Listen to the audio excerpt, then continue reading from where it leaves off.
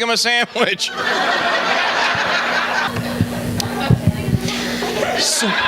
What's that? Lights, man. I mean, Jesus Christ. I feel like a 747 coming at me. Can't see shit. So, oh, now it's romantic lighting, isn't it? That's a little bit better. No, go ahead. You can turn them back up. What I need to see, huh? Is that better? Is that better for you guys? Yeah, because then we're bright, didn't you? It's like ready to get my little Duracell flashlights. Come on.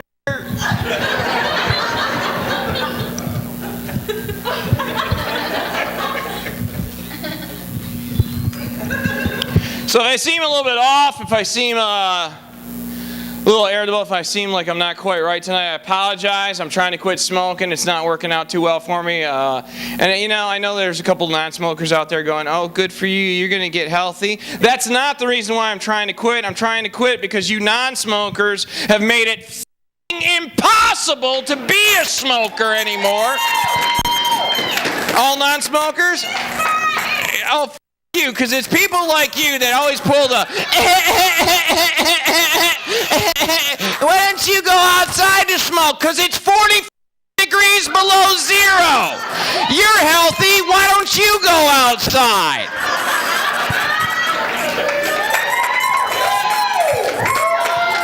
And if you travel, it's ridiculous, man. Now with the TSA, those retarded rent-a-cops at the airport, they tell you got to get there what, like 2 to 3 hours earlier. So if you're a smoker, you're outside just huffing and puffing trying to get your fill of nicotine. You finally feel like if you smoke another cigarette, you're going to cough up your balls. You go up through security, you get done with security, you check in, you grab your coffee, you sit down, you go, oh, you know what would go good with this? A cigarette. Back out through security. Back up through security. Now you've already been through not once but twice, so they got to check underneath your neck to see if you're smuggling a toenail clipper in, because you might take the plane down and give them a pedicure or some shit. Meanwhile, Alibaba and the 40 thieves are just zipping right through security. They got more laundry on their head. They got a family in their f***ing hat. But I'm the threat, the smoker. I'm the blonde hair, blue-eyed terrorist that wants to have a puffy treat. Suck it.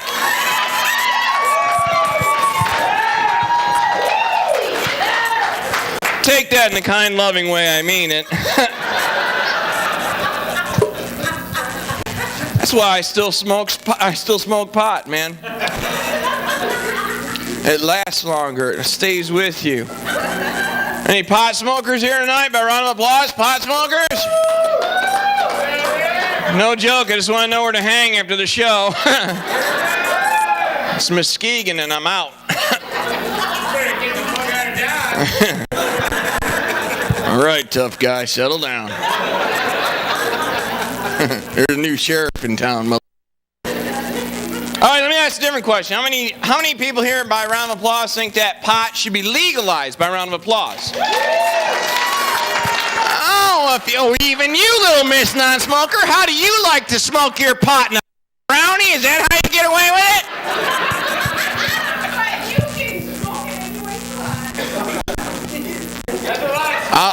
I'll keep using the pipe and the lighter. It seems to work for me. Good talking to ya.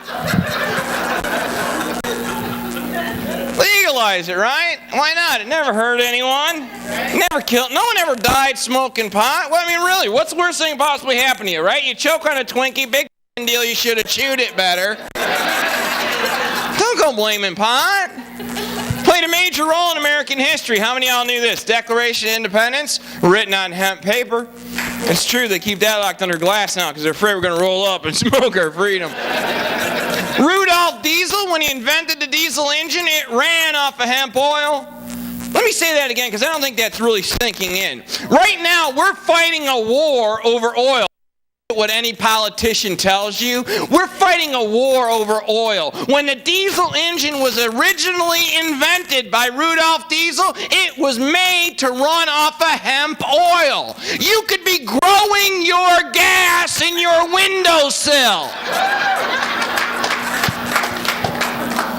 I understand they had to switch it over to crude oil, because if you were burning oil, you're only up traffic bad. Oh, shit, we're doing 7. But we won't legalize it, will we? No. You know why? Because we're modern day Rome. If we can't eat it or we declare war on it and try to kill it, don't we? You know, I know there's not a war on drugs because in the neighborhoods where I buy my drugs, there's no Army, Navy, Air Force, or Marines, okay?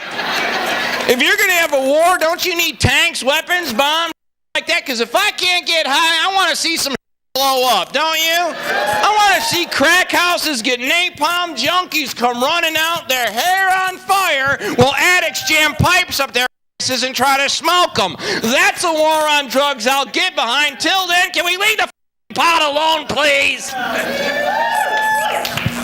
6 of you are with me on that. Great. You know what? 7. All right. I'll take all my brothers. You know what pissed me off the most about the war on drugs? Right after 9/11, 9/12. Oh, suddenly the subtle humor works.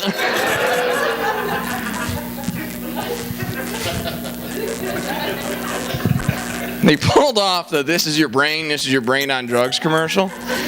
You guys remember that? With the frying pan and the egg? And I love that commercial because every time I saw it, I went, oh, time for breakfast.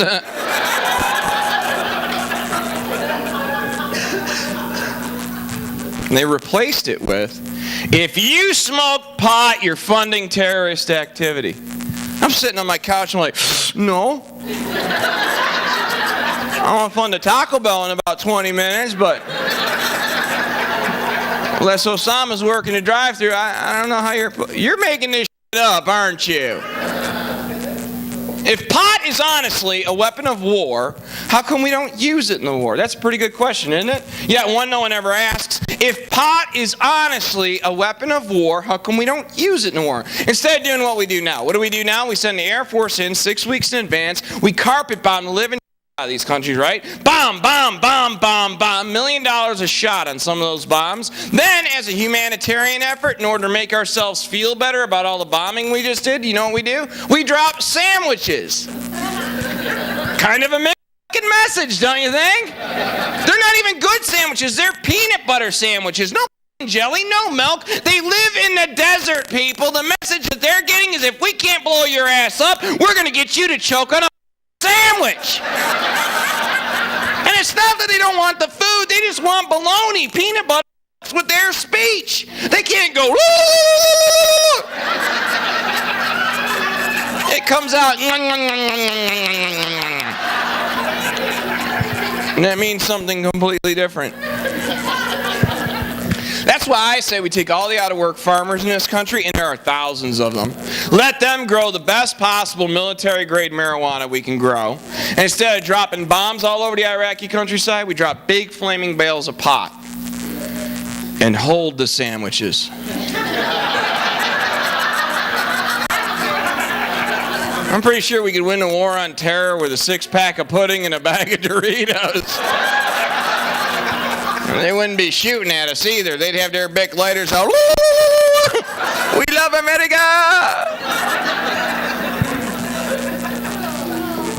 I believe that if you have a child, you should be able to legally smoke pot. Let me take that one step further. I believe if you have more than one child, you should be able to deal it. I'm a little are expensive, aren't they? I've got one, man, you know. And I know some of you are like, oh my God, Steve, you're talking about smoking pot around children? How could you talk? We got to protect the children. Hey, you know what? We don't have to protect the children.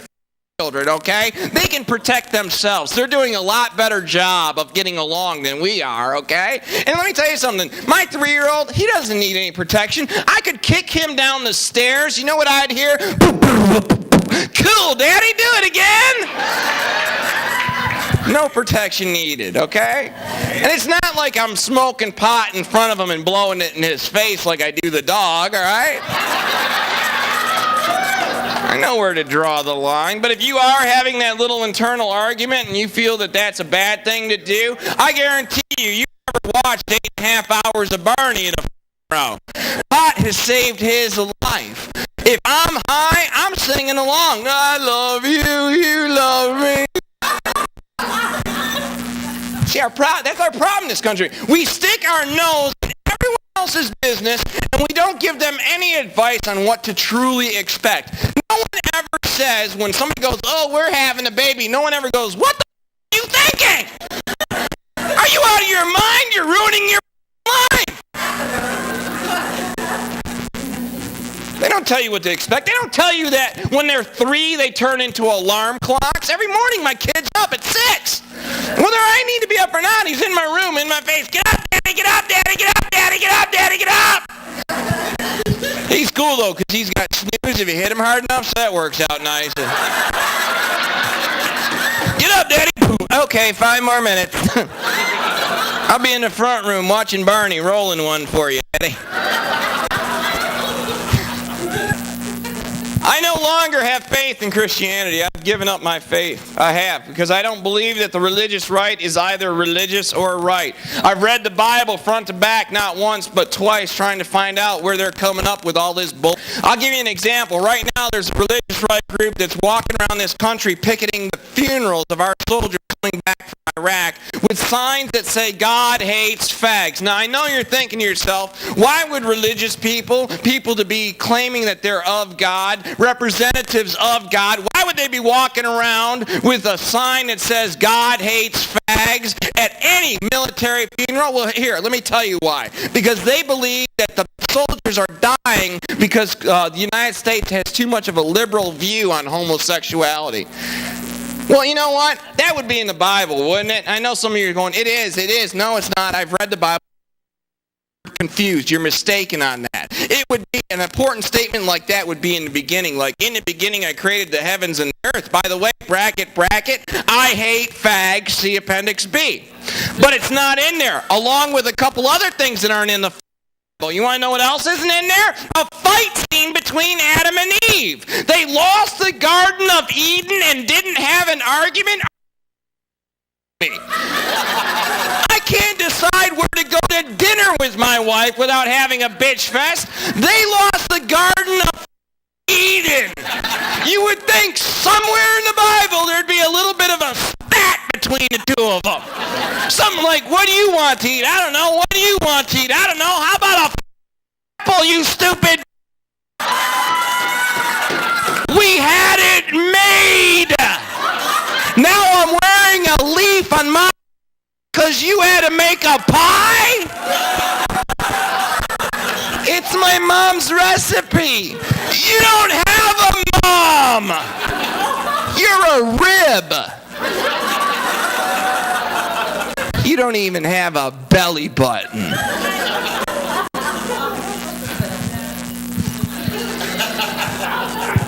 See, in order to have a belly button, you have to shoot out.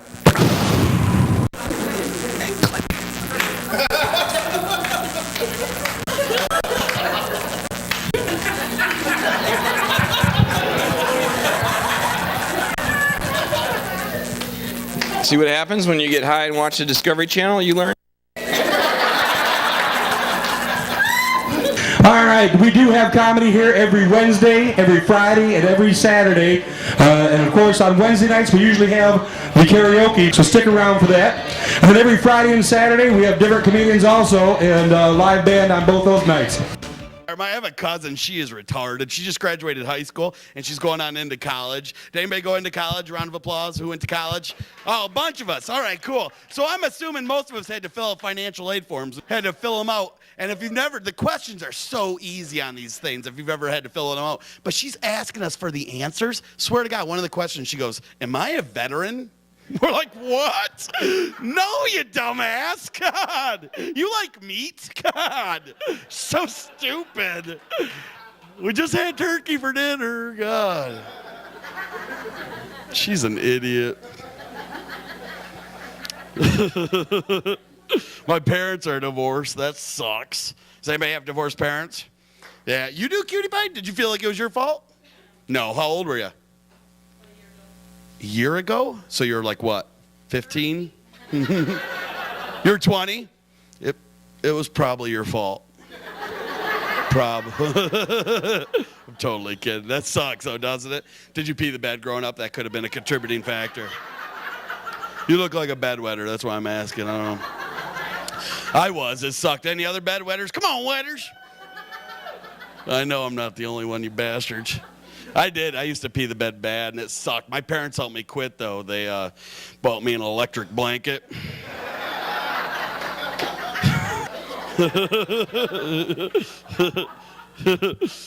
So, but my mom just got remarried. Has either of your parents been remarried yet?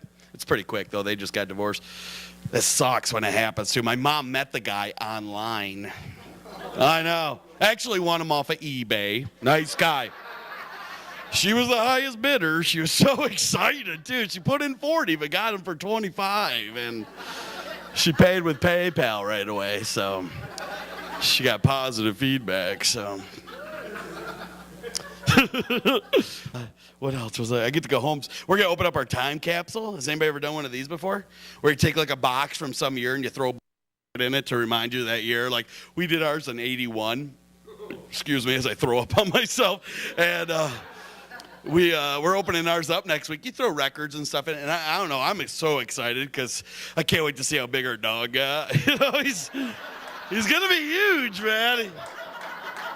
He was just a puppy when we put him in there, so I just hope he didn't eat all my push-up pops because those things don't last. But I get to see my uncle. I have the coolest uncle in the world, but he's got like one little issue. He's got a little squirrely eye. Like it's looking other ways when he's talking to you. But we always thought it was real magical growing up because Santa Claus had the exact same eye. He'd mess with me and my sister all the time, too. He was like, hey, what are you doing today? I'm like, what? I think he's talking to you. And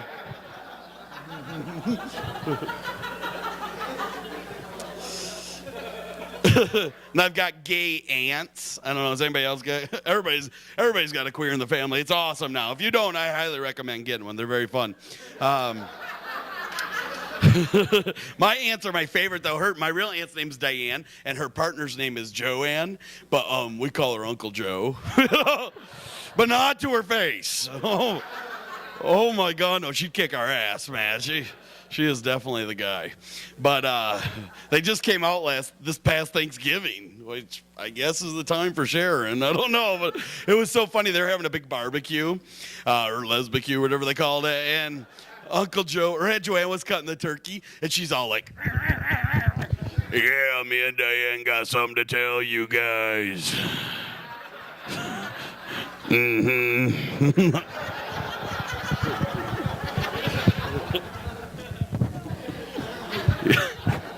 Yeah, we're gay. I was like, what? Didn't we know that already? I mean, look at you two. Nobody you two besides you two, you know? My uncle's over in the corner going, even I saw that coming.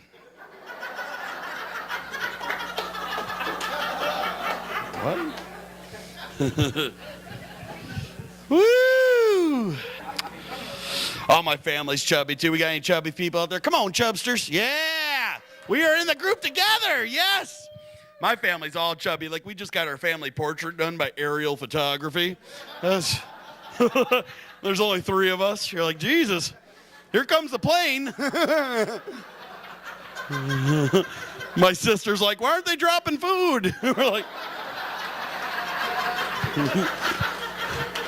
what? We're not in the desert. What are you talking about?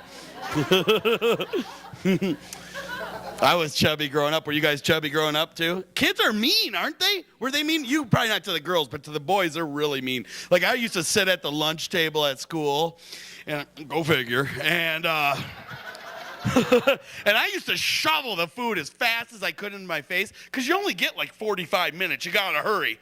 And kids would be right there. They would pull the food right out of my mouth. And they would say some of the meanest, hurtful things like, let go of my sandwich, you know.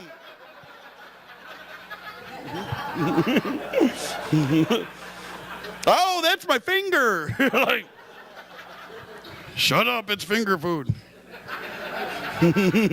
Buying clothes, like, too, like I grew up in the 80s. Any 80s folks? 80s, yeah. All my friends, too, got to wear the really cool jeans at the time, like Jordache and Z Cavariccis and Gerbeau. And I was always stuck wearing those Sears Huskies. Those talk. It wasn't bad enough that you're already overweight, but Sears has to throw a big old leather patch on your ass, you know? Husky. Which made it tough for my sister, Husky Heather. I know, not a lot of dates for Double H. She hates that joke so bad. I don't care. I miss school. Wasn't it so much easier back then? Like, now you got bills and worry about when you're getting late again. It just sucks. Like, back at school, it was so easy. The best day ever in school was movie day. Wasn't that the best when they'd pull that projector into the class? I was like, yes, I ain't got to learn today, man. That was awesome. And the movies were so stupid, too. It was like The Story of Milk, you know, or change your underwear twice a week, you know. There was one about brushing your teeth. I don't remember that one. I never paid attention because I was always too enthralled with that floating in the light of the projector. Remember all the fuzzies? I'd be like, ooh. You think we're breathing that? No. No, I'm sure it's just in the light. Couldn't be coming from those asbestos-filled tiles above us, could it? I also volunteer at old folks' homes. That's why I was thinking about you. And not that you're an old folk. I'm just saying it's a fun job. And like all the old women there are so fun. They're always flirting with me. I must be hot to old women. I don't know. They're always like, you're so cute with your straight back and real teeth. You know, they're always trying to make out. They don't take their time. It's hot. Totally. If there's a couple, if they were my age, I would totally do them. But we have this one old guy there. He's 96. We just threw him a surprise birthday party. We're like, surprise, Larry. He's like, I pooped. We're like, I can't wait to just be able to say that kind of shit. Just, I myself. Who's cleaning Larry? I was a Chippewa. Yeah. It was awesome. They used to say, fire up, Chips. And I was like, okay. I did a lot of that, actually. I actually had a lot of experience with it because I grew up with some pot smokers. Yeah, my parents. And, oh, my God, my dad could make a bong out of anything, man. He was like MacGyver, for Christ's sakes. I remember one day I lost my bike. I come home, he's smoking it. You know, he's like...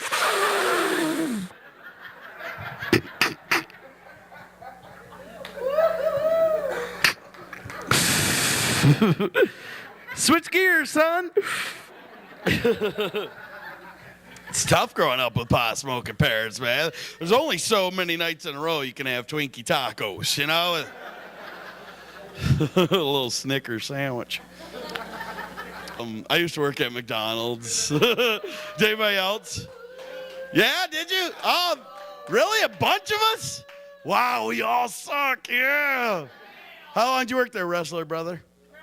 Couple did suck. Wow. A little stressful for you, was it? You really? How long did you work there, bro? You? A year? What about you, brother? Ken, right? Yeah, about 5 months. 5 months? Was it too stressful for you or something? You're like, this fries suck. There we go. What button? I got to push the button? All right, dude. Beep, beep, beep. Okay, I'm throw them down. I got to salt them too.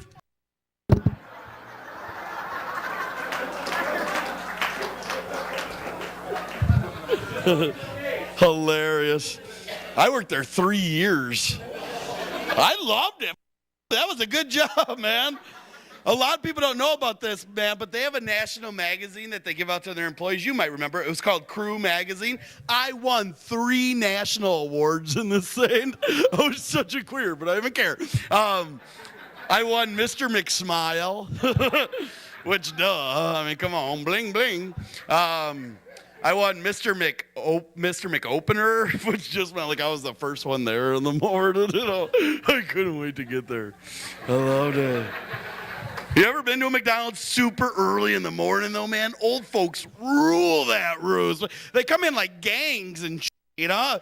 They don't get their senior coffee. They're pulling their teeth out and they're like, ah! The big award I won, though, was Mr. McService, and I got to do a commercial for it, and they also wanted to do a photo layout with me for the magazine. And I was like, bad idea, you know, because I was way bigger than even what I am now. And they wanted to base it. There was a real popular movie out at the time called American Beauty. And I don't know if anybody remembers the movie, but the poster for the movie was this really pretty blonde. And she was like naked, covered in rose petals. Well, they wanted to base my picture off of that. So I'm laying there naked with French fries all the way around me. I got pickles in certain areas. Big breakfast burrito. Grande breakfast burrito. It was hot, man. I'd pick up that issue if I were you guys. When I go home, I get to see my family. I'm so excited. I can't wait to see my mom's dog. It's going to be funny.